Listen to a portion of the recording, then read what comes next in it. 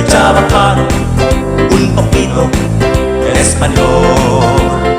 Si conversa con chabacano, la pueblo, la italiano, la México, el chabacano, un poquito español. Tenemos gente de Manila y en la Zampoanga, y a oír el lenguaje ya extraña.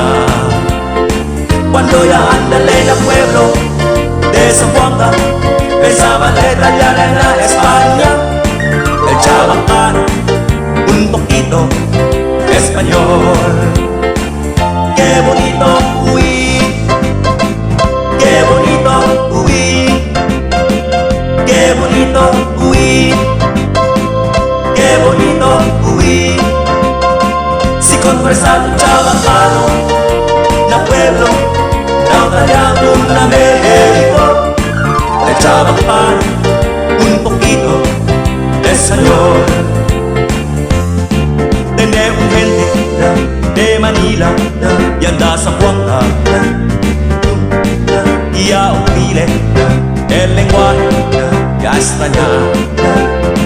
Cuando ya anda en el pueblo de Zampoanga, pensaba en letra ya en la España, el chabacano, un poquito español.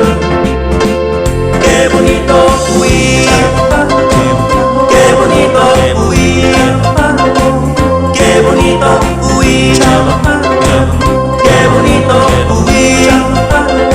Si conversar con chabacano, la pueblo, la italiano, la México, el chabacano, un poquito español. Por eso habrá vecinos hace grande el diálogo del lenguaje, porque es único y bonito huir.